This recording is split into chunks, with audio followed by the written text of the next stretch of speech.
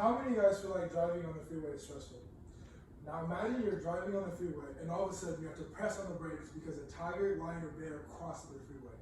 Very stressful situation. Well, on October 19, 2011, in Zanesville, Ohio, the residents of the city had to go through that exact same scenario. When Terry Thompson allegedly set all 50 of his exotic pets loose from his enclosure. Sheriffs arrived on the scene and out of fear for public safety were given the order to shoot on kill, resulting in the death of all 50 animals left on the enclosure.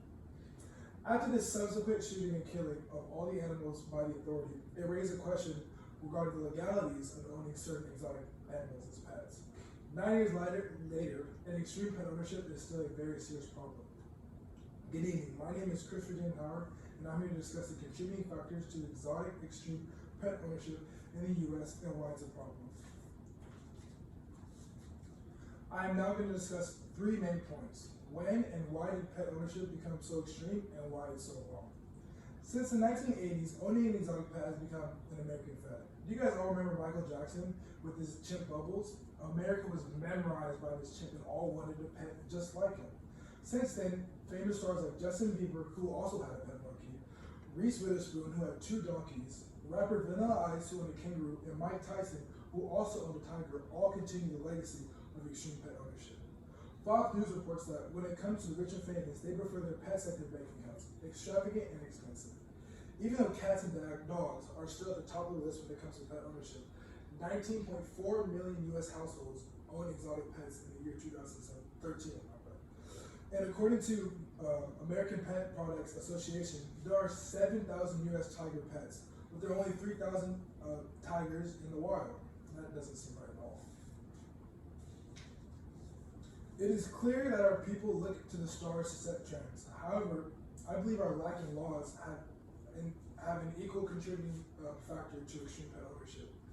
The American Veterinary Medical Association reports that with no federal regulation and state laws varying widely from state to state, it's almost impossible to manage extreme pet ownership across the country.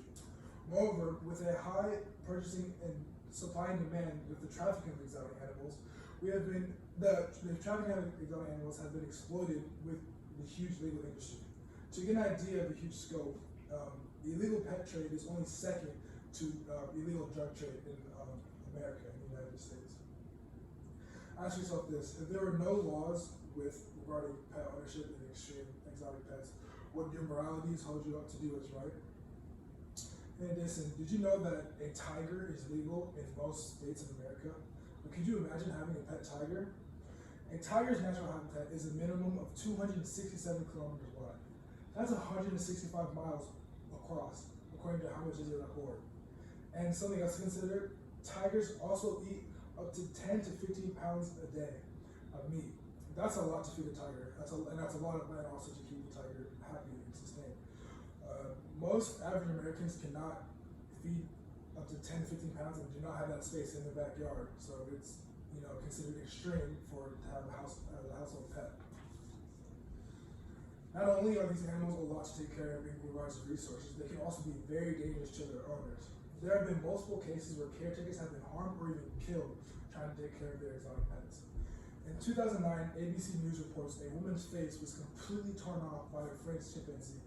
This attack was said to come out of nowhere, and the monkey was quote-unquote domesticated, even starring in commercials in Old Navy.